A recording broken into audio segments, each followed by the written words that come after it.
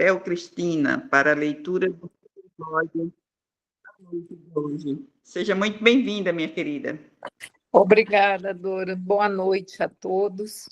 E hoje do livro Pão Nosso, escrito pelo Espírito Emmanuel e psicografado por Chico Xavier. O item é 153. Não tropecemos. Jesus respondeu: não há 12 horas no dia. Se alguém andar de dia, não tropeça, porque vê a luz deste mundo.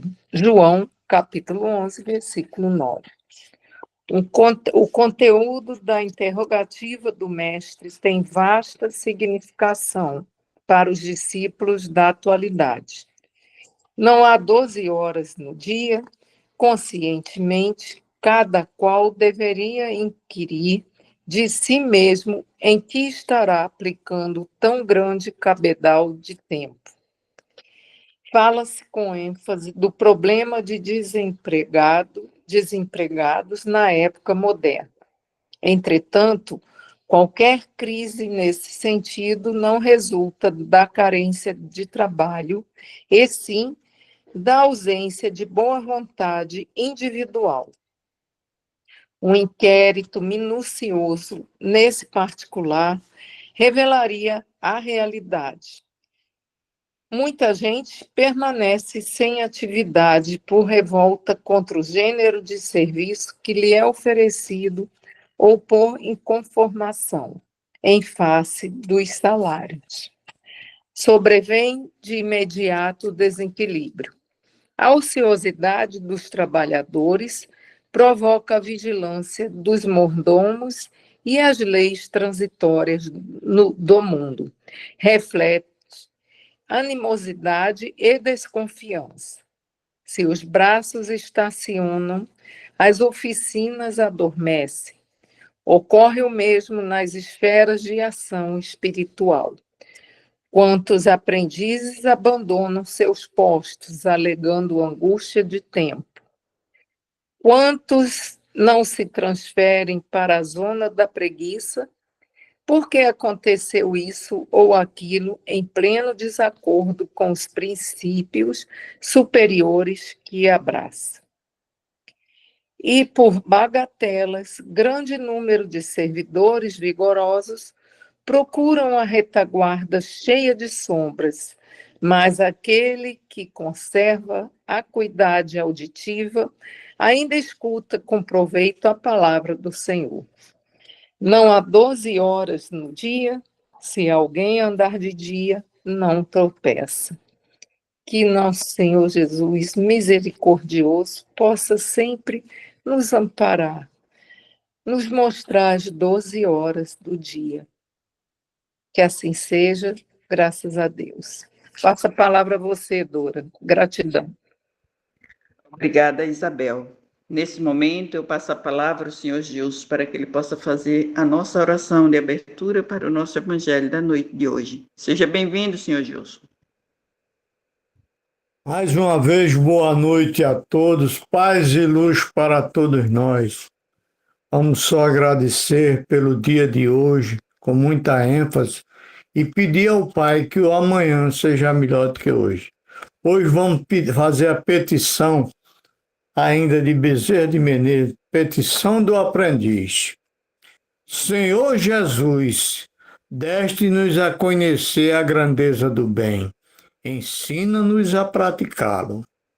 Quando não posso oferecer-te o serviço excelente, orienta-me para que eu faça o melhor ao meu alcance.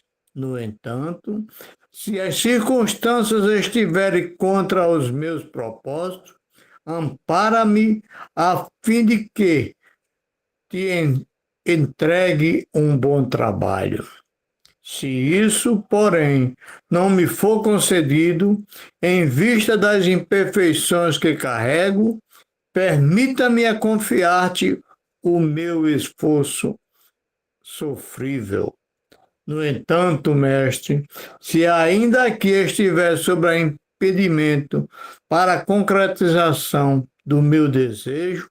Auxilia-me a trazer-te a migalha do bem que eu puder. Mas, de qualquer modo, rogo-te, Senhor, para que me livre da inércia e que, embora me arrastando, consiga algo aprender para servir, servindo ao próximo, hoje, agora e sempre. Que assim seja. Pai amado, recebe esta humilde prece, transformando em bálsamo e consolador para todos nós, encarnados, desencarnados, amigos e inimigos, para que possamos ter o Evangelho no lar desta noite, com muita paz, muita perseverança e muita alegria no coração de todos nós. Que assim seja, eu passo a palavra agora. Obrigada, Gilson. Neste momento, eu peço à espiritualidade superior a permissão para passar a palavra ao nosso querido amigo Juarez para a leitura e explanação do nosso Evangelho da noite de hoje. Seja muito bem-vindo, meu querido amigo. Boa noite, Dora. Boa noite a todos. É uma imensa alegria estarmos juntos mais uma vez.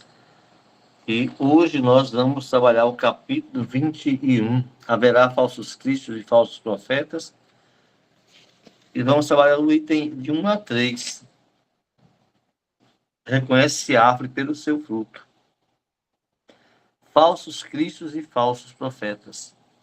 Moisés traz para nós a primeira revelação do Monte Sinai com as leis que regem a humanidade até hoje.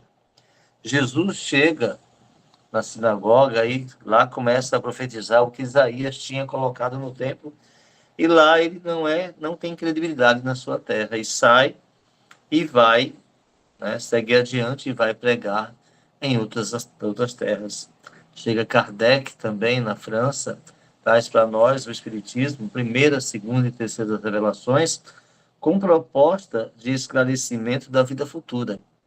Nós vemos aí nessa trajetória de evolução que cada um desses seres que ali se encontravam na sua condição de profetas traz para nós conhecimentos que ampliam a vastidão do mundo ao qual nós ainda não tínhamos conhecimento.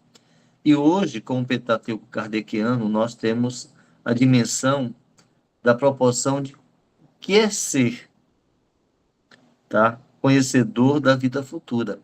Porque nós somos muito imediatistas, mas nós chegamos na casa espírita, muitas vezes com problemas de saúde, com problemas de N questões, e muitas vezes nós queremos a cura imediata. E lá nós vamos muitas vezes querendo resolver questões e ouvir aquilo que nos agrada. E o médium que ali se encontra, trabalhando, querendo ajudar, ele é tido como um profeta, porque ele vê no perispírito daquela criatura o que ali se encontra. Mas o texto de hoje reconhece-se a árvore pelo seu fruto. Aquele que semeia bons frutos, colherá bons frutos. Porque a terra boa, ela dará o fruto que realmente você semear. Mas se nós semeamos em terra que não é fértil, será que vamos colher bons frutos? Nós olhamos inúmeras vezes nos lares, nossas casas, o pai e a mãe, uma cabeça fantástica, um caráter, uma personalidade, e o filho, ele não condiz com a realidade da educação que foi dada. Mas por que acontece isso daí? Veja o seguinte, nós estamos dentro dos nossos lares, nos relacionando com seres ao qual convivemos no passado, e esses seres, muitas vezes, vêm até nós fazer cobranças do que outrora os relacionamentos desgastados com o tempo fizeram com que nós tivéssemos a oportunidade de reescrever a nossa trajetória. E o nosso Evangelho, segundo o Espiritismo, nos diz que, enquanto criança, nós temos a oportunidade de moldar os caracteres daquela criança, fazendo com que ela siga um determinado caminho nessa formação de caracteres. E esses caracteres vão fazer com que essa criança tenha uma personalidade de acordo com aquilo que a gente vai moldando. Mas, quando chega a adolescência, o que há com esses jovens? O espírito começa a se revelar realmente quem ele era. E ali ele começa a bater de frente com a mãe, com o pai, começa a sua personalidade a se colocar. E muitas vezes nós olhamos e dizemos assim: não foi isso que eu te ensinei quando criança. Não foi isso que esse caminho que eu queria que você seguisse. Só que esse espírito que ali começa a se colocar, a postura dele é da personalidade do espírito antigo que veio efetuar as cobranças, e ali ele começa a expor certas questões, e a gente vê que há filhos e filhas que apontam o dedo na face do pai, fazendo acusações, se você é isso, você é aquilo. Por quê? Porque há o arrancar de tintas de vidas passadas, há aquela mancha que ficou do pretérito, e o espírito não conseguiu, tá, perdoar, não conseguiu fazer a asepsia das energias deletérias, desequilibradas que haviam entre eles, e começa-se ali uma nova trajetória. E por que será que nós muitas vezes olhamos para esses meninos, para essas meninas e dizemos: onde foi que eu errei?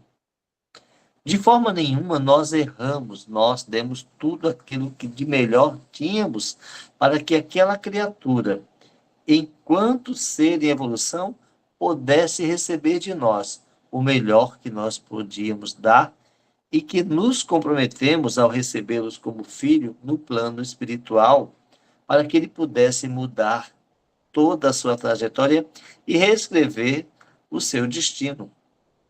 E ali, naquela condição de profeta que nós estamos, fazendo com que aquela criatura chegue a um ponto de equilíbrio na vida, muitas vezes nós nos acusamos e nos dizemos: qual a razão e qual o sentido em que me leva a cometer certos equívocos?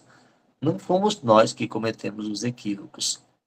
Os nossos filhos não são nossos, são espíritos em evolução que vêm na condição de nossos filhos para que nós venhamos a direcionar esse caminho.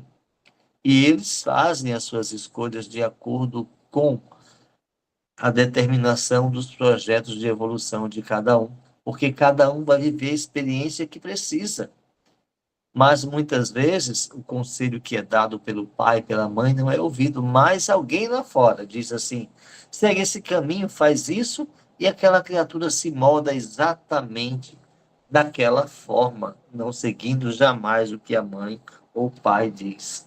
E vamos ao texto. Haverá falsos cristos e falsos profetas, item 1 a 3. Reconhece-se a árvore pelo seu fruto. A árvore que produz maus frutos não é boa, e a árvore que produz bons frutos não é má, porque cada árvore se conhece pelo seu próprio fruto. Não se colhem figos dos espinheiros, e não se cortam cachos de uva de sobre sarças. O homem de bem tira boas coisas do bom tesouro do seu coração, e o mal tira as más do mau tesouro do seu coração, porque a boca fala do que está cheio o coração. São Lucas capítulo 6, versículo 43 a 45. Ou seja, ninguém dá aquilo que não tem. Nós só iremos dar e só iremos expressar aquilo que temos dentro de nós. Muitas vezes a mente raciocina de um modo, mas o coração expressa o sentimento, porque a razão está na nossa consciência, mas o amor está no coração. E aí nós seguimos o impulso do coração e nos esquecemos da razão, e as coisas não fluem como gostaríamos. Item 2. Guardai-vos dos falsos cristos. Desculpem, guardai-vos dos falsos profetas, que vêm a vós cobertos de peles de ovelha e que por dentro são lobos rapaces. Vós os reconhecereis pelos seus frutos. podem-se colher uva dos espinheiros ou figos das sarças? Assim, toda árvore que é boa produz bons frutos, e toda árvore que é má produz maus frutos. Uma boa árvore não pode produzir maus frutos, e uma árvore má não pode produzir bons frutos. Toda árvore que não produz bons frutos será cortada e lançada ao fogo. A conhecereis, pois, pelos seus frutos. São Mateus, capítulo 7, versículo 15 e 20. Guardai-vos de que alguém vos seduza, porque vários, item 3, virão sob o meu nome, dizendo, eu sou o Cristo, e eles lhes seduzirão a muitos. Levantar-se-ão vários falsos profetas que seduzirão a muitas pessoas. E porque a iniquidade será muito, a caridade de alguns se resfriará, mas será salvo aquele que perseverar até o fim. Então, se alguém vos disser, o Cristo está aqui ou está ali, não creiais, porque se levantarão falsos cristos e falsos profetas, e farão grandes prodígios e coisas de espantar, até seduzir, se for possível, os próprios escolhidos. São Mateus, capítulo 24, itens 5, 11, 13, 23 e 24. São Marcos, capítulo 13, versículos 5, 6, 21 e 22. Nós estamos vendo, na atualidade, inúmeros templos religiosos pregando o Evangelho, direcionando tudo aquilo em que o Cristo veio trazer.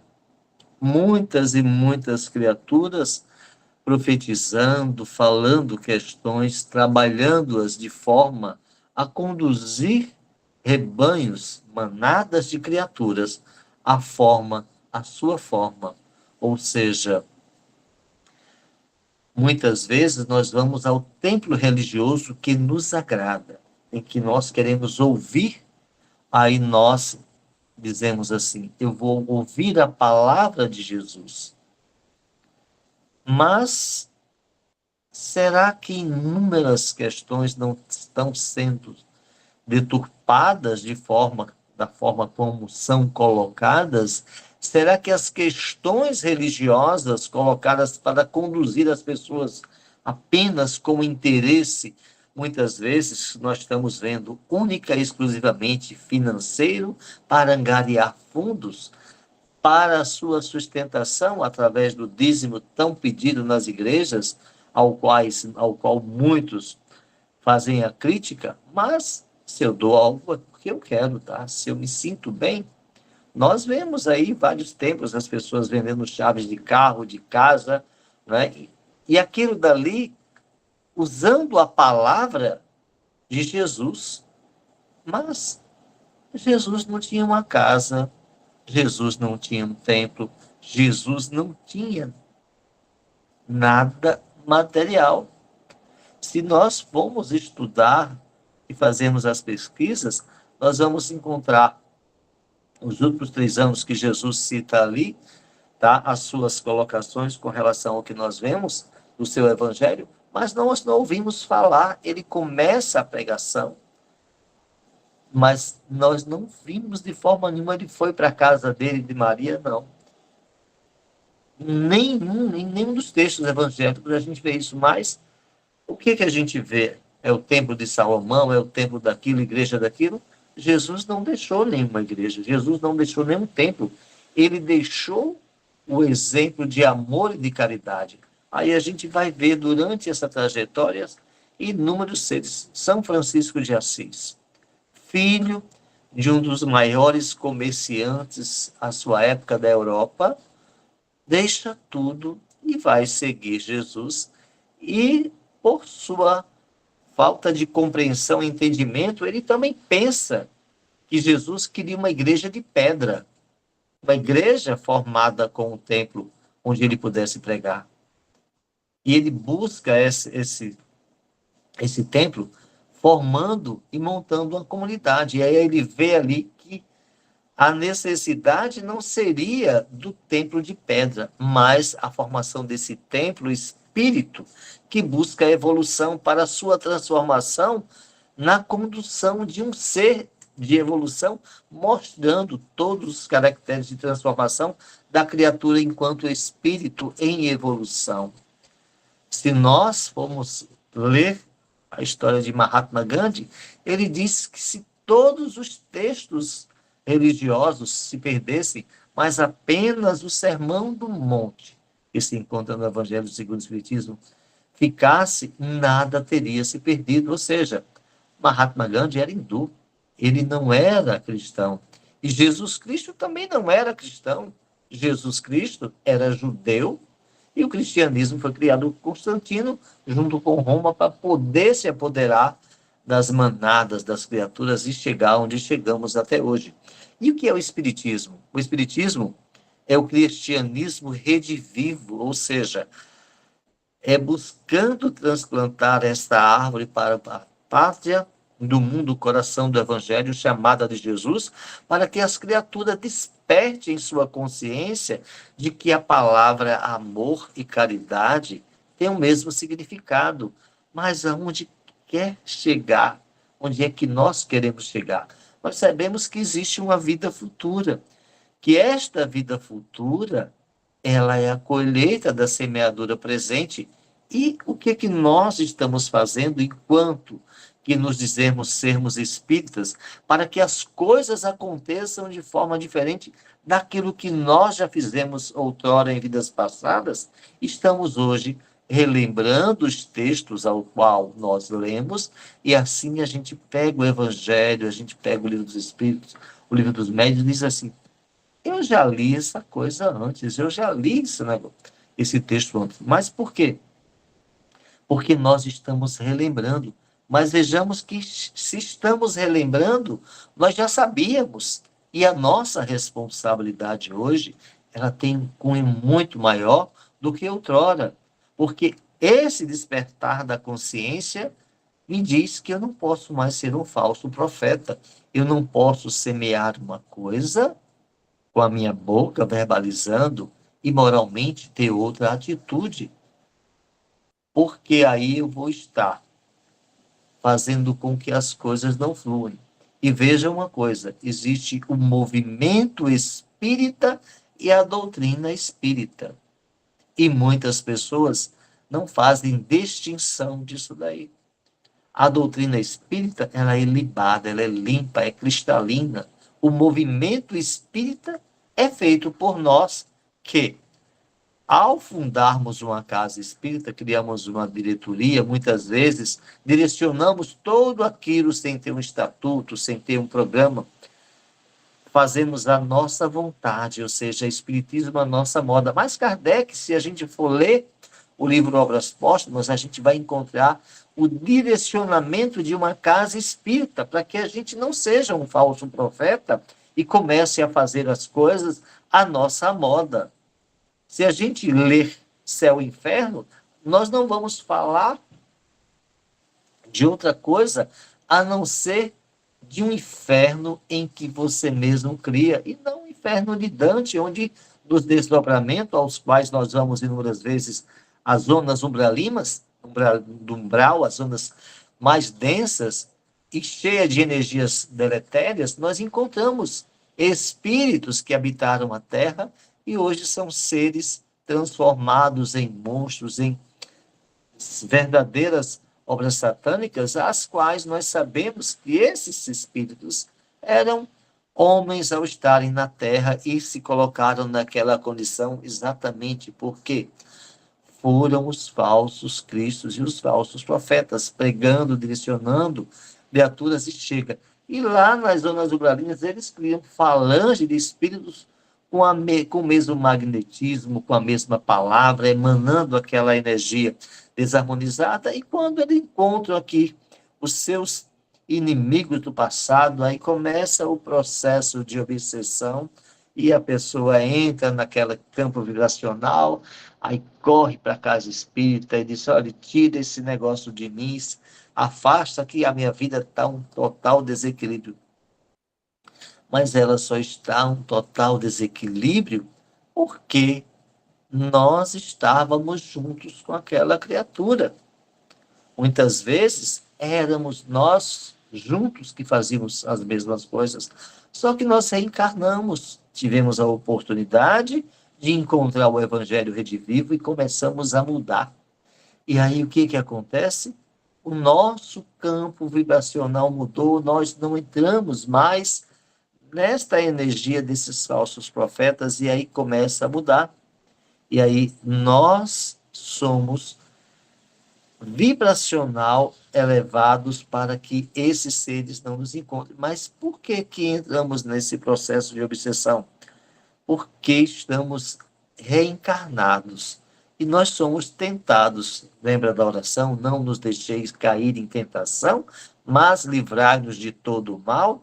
O que que acontece? Existe a bebida, o sexo, a droga, os prazeres terrenos, e nessas nossas fraquezas, esses irmãos que estão vivendo nessas ondas ugalinas, utilizando a palavra como um fator de persuasão para que nós venhamos a ser envolvidos, e aí a gente cai nessa malha desses espíritos com as suas legiões de seres que nos fazem com que a nossa vida seja o que nós já ouvimos muitas vezes de irmãos nossos que chegam na casa espírita.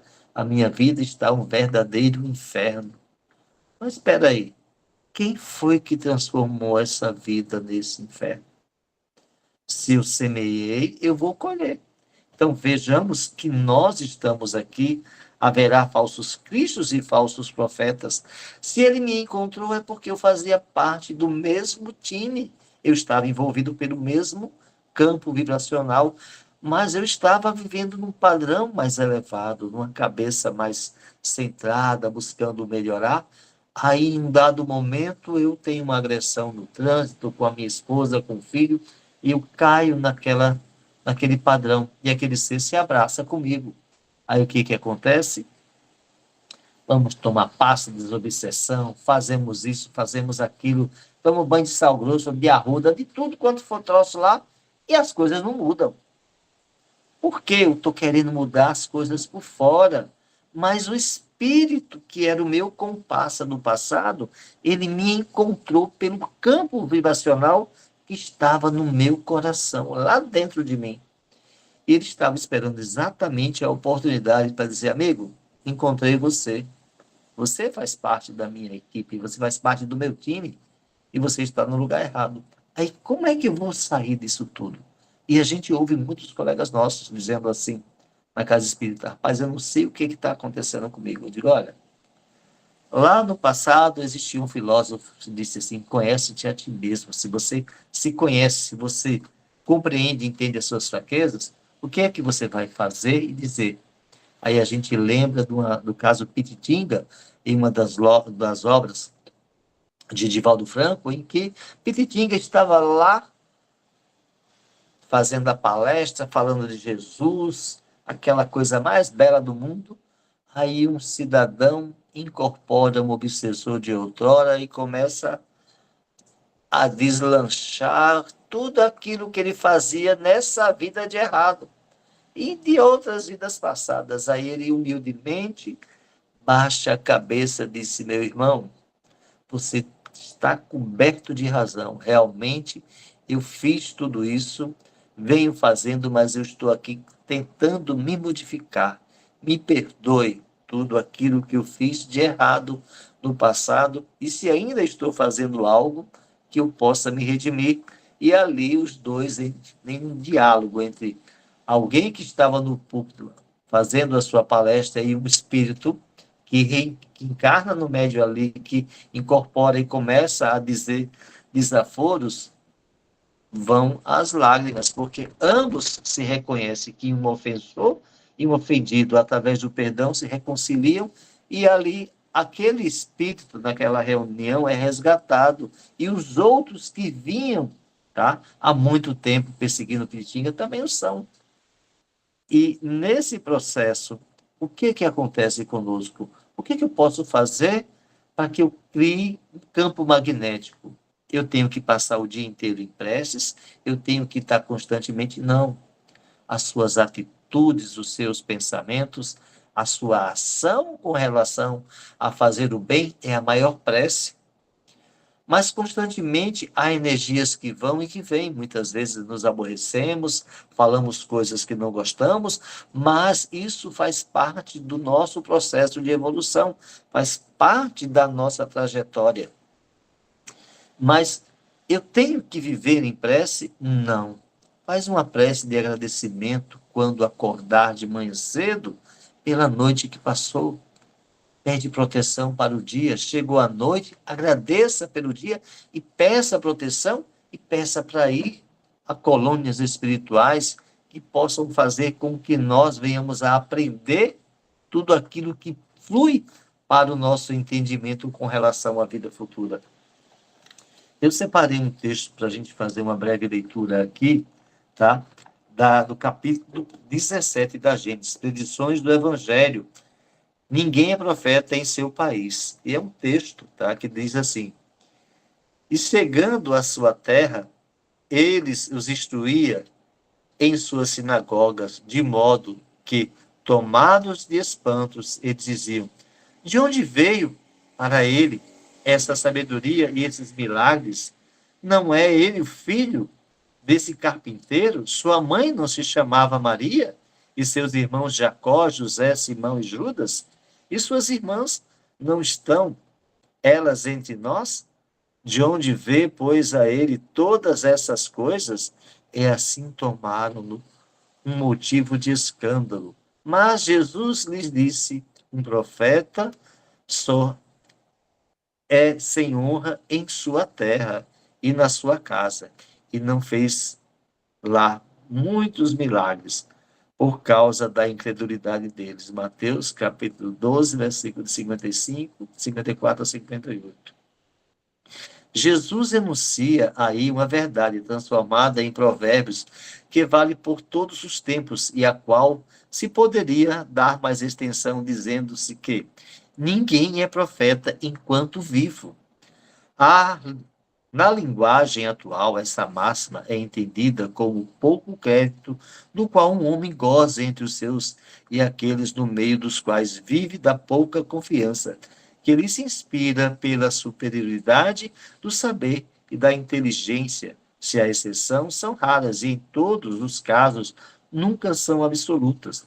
O princípio dessa verdade é uma consequência natural da fraqueza humana e pode se explicar assim: o hábito de se verem desde a infância, nas circunstâncias vulgares da vida, estabelece entre os homens uma forma de igualdade material que faz com que, frequentemente, se recuse a reconhecer uma superioridade moral naquele do qual se tem sido o companheiro ou comensal que saiu do mesmo meio do qual se viu as primeiras fraquezas. O orgulho sofre pela ascendência que ele é obrigado a aguentar. Quem quer que se eleve acima do nível comum está sempre na mira do ciúme e da inveja. Os que se sentem incapazes de alcançar sua altura esforçam-se de rebaixá-lo pelo denegrir, pela maledicência e pela calúnia. Gritam tanto mais forte quanto se vejam menores, creem se engrandecer e ofuscar o outro pelo barulho que fazem. Tal foi, tal é, será a história da humanidade, enquanto os homens não compreenderem sua natureza espiritual e não ampliarem o seu horizonte moral. Também esse julgamento é próprio dos espíritos mesquinhos e vulgares que atribuem tudo à sua personalidade. Por outro lado, faz-se geralmente dos homens que se conhecem apenas pelo seu espírito um ideal que aumenta com o passar dos tempos e dos lugares, despojam-se nos quase da humanidade. Parece que não devem nem falar nem sentir como todo mundo, que sua linguagem e seus pensamentos devem estar constantemente na diapasão da sublimidade, sem imaginar que o espírito não poderia estar incessantemente tenso e no estado perpétuo de superexcitação.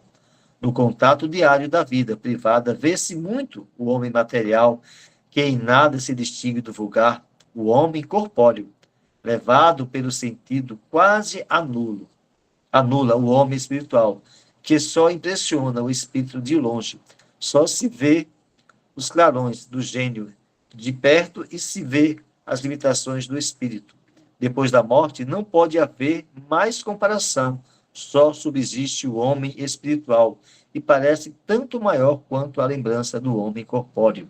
Esteja mais distante, eis porque os homens que marcaram suas passagens sobre a terra com obras de um real valor são mais apreciados após a sua morte do que quando vivos. São julgados com sua imparcialidade, porque os invejosos e os ciumentos desaparecerão. Os antagonistas pessoais não existem mais. A posteridade é um juiz desinteressado que aprecia a obra do Espírito. Aceita-a sem entusiasmo cego, se for boa, rejeita-o e sem rancor, se for má. Abstração feita de individualidade que o produziu. Ou seja, ninguém é profeta em sua terra. Mas o que ele cita nesse texto?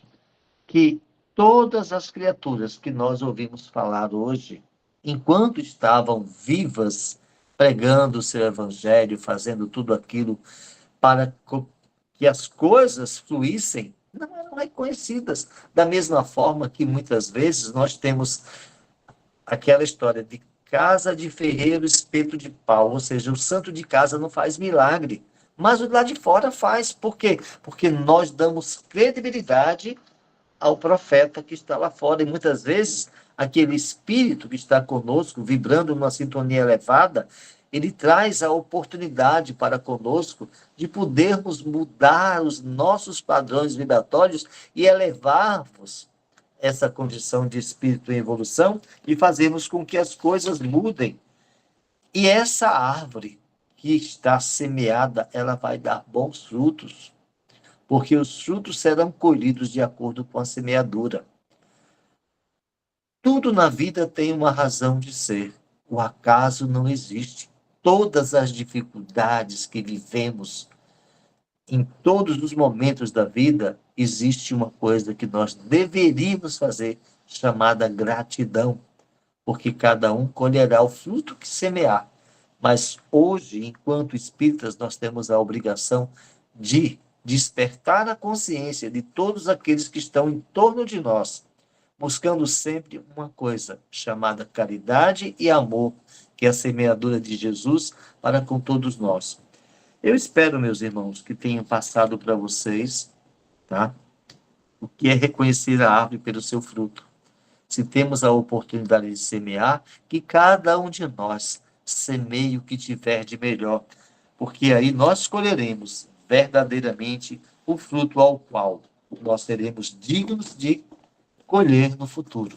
E a vida futura, essa, com certeza, hoje nós já sabemos. Não adianta dizer, olha, eu não sabia.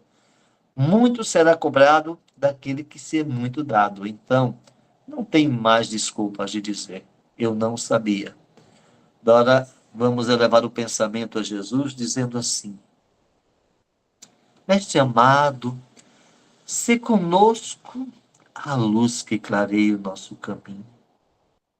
Mestre amado, se conosco o refrigério das nossas dores e agonia, que caminhemos de manhã, de tarde, de noite, ou em qualquer dia. Que a luz do teu amor, como ternura sublime, possa nos cobrir de paz e harmonia, trazendo a luz, a paz e a alegria em nossos dias.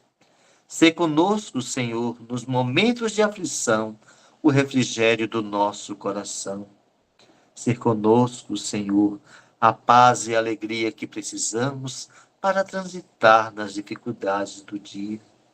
Ilumina, Pai, e conscientiza-nos as nossas mentes e corações, que a dor e a aflição, o gemido e o ranger, fazem parte de uma escalada evolutiva, onde cada um de nós, no sofrimento e na dor, eleva a Ti o pensamento em uma prece de amor, pedindo o socorro que precisamos para que possamos viver sobre vós e sobre o Teu amparo, a luz divina.